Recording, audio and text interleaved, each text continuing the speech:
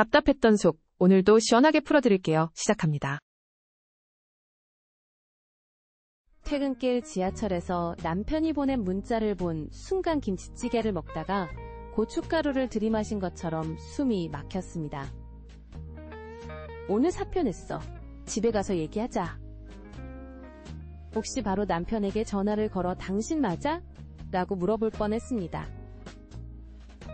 15년간 다닌 중견기업에서 과장님이 된 지 불과 6개월 만의 일이었거든요.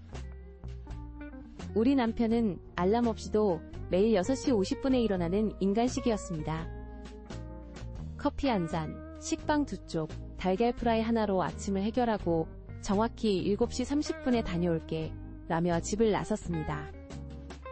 저녁 8시에 돌아와서 오늘 회사에서 김 대리가 하며 시시콜콜한 사내 소식을 들려주던 평범한 직장인이었어요.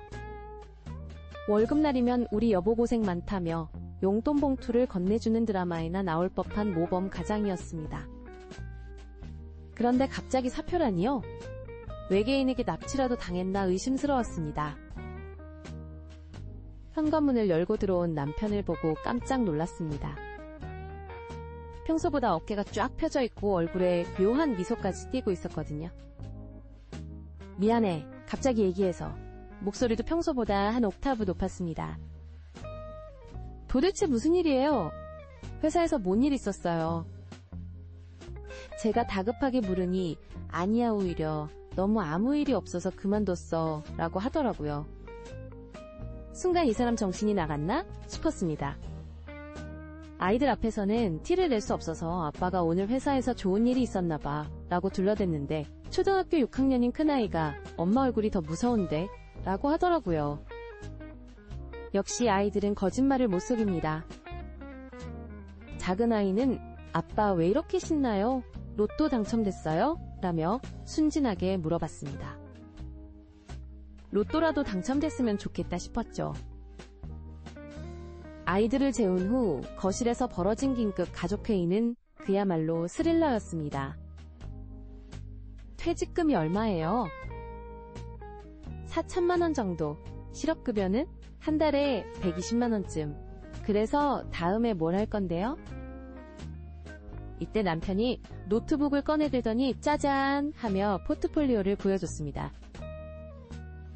화려한 홈페이지들이 주르륵 나오는데 이거 다 당신이 만든 거예요? 3년 동안 밤마다 만들었어. 그제서야 남편이 왜 그렇게 늦게 잠자리에 들었는지 이해됐습니다.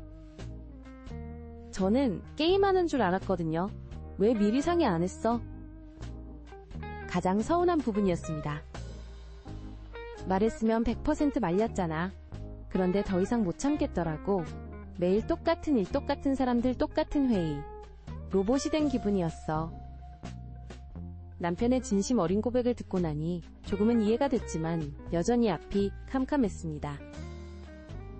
다음 날부터는 재정 비상사태가 선포됐습니다. 통장을 모두 뒤져보니 비상금까지 합쳐 6개월치 생활비가 고작이었어요. 애들 학원부터 정리해야겠다고 하니 큰아이가 엄마 수학 학원만은 다니고 싶어요 라며 애원하더라고요. 결국 학원비를 절반으로 줄이고 외식은 완전 금지 택시는 응급 상황에만 타기로 했습니다. 시어머니께 전화드려 어머니의 아빠가 새로운 도전을 하게 돼서 라며 돌려 말씀드렸더니 뭔 소리야? 회사 살렸어? 하시며 바로 눈치채시더라고요. 역시 눈치 베테랑이십니다. 가장 웃픈 건 아이들 반응이었어요. 아빠가 새로운 일을 시작하니까 당분간 절약해야 해 라고 설명했더니 이 작은 아이가 그럼 우리도 유튜버 할까? 라고 제안했습니다. 큰아이는 아빠 게임 만드는 거예요? 저도 도와줄게요 라며 오히려 신이 났어요. 아이들이 이렇게 순수할 줄이야. 첫 3개월은 정말 아찔했습니다. 남편의 첫 프리랜서 수입이 딱 80만원이었거든요. 이게 뭐야? 알바비도 안 되잖아. 하고 소리쳤더니 남편이 첫 달이니까 그래. 다음 달엔 더 많이 벌게 라며 당당하게 말하더라고요. 결국 제가 동네 카페에서 아르바이트를 시작했습니다.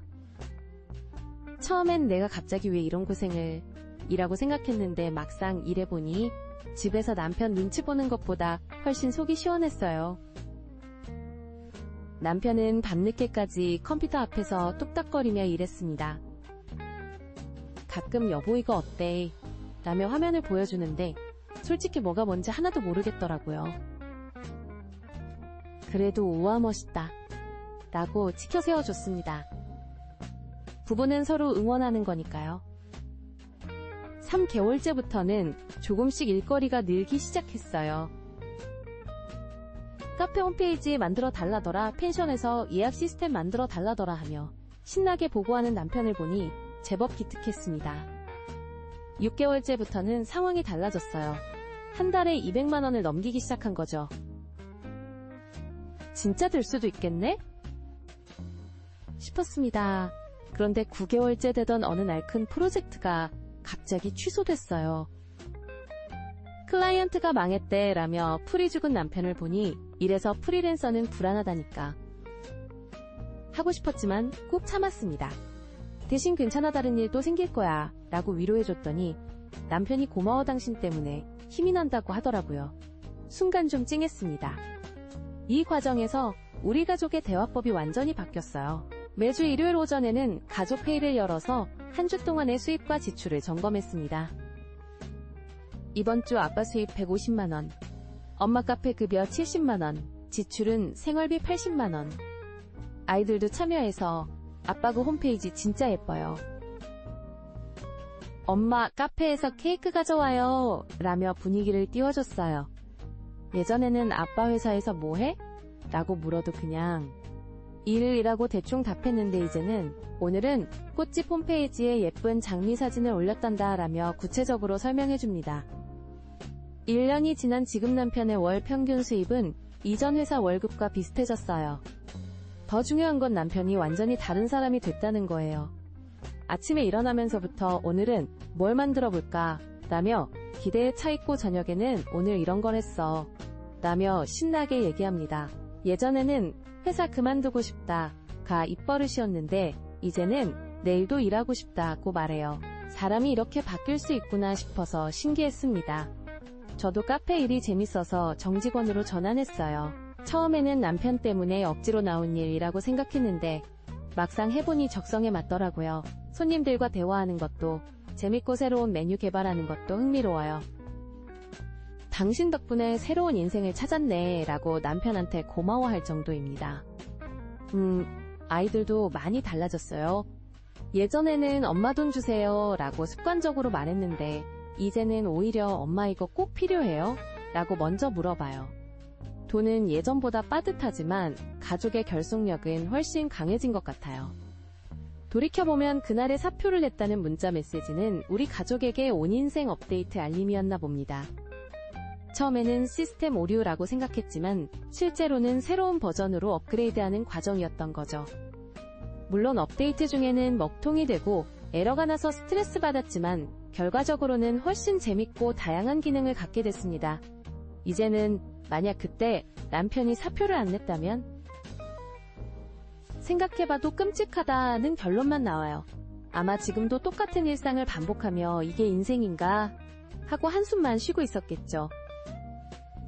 지금은 매일이 예측 불허의 모험이지만 그래서 더 재미있습니다. 안정이라는 이름의 감옥에서 탈출한 기분이에요.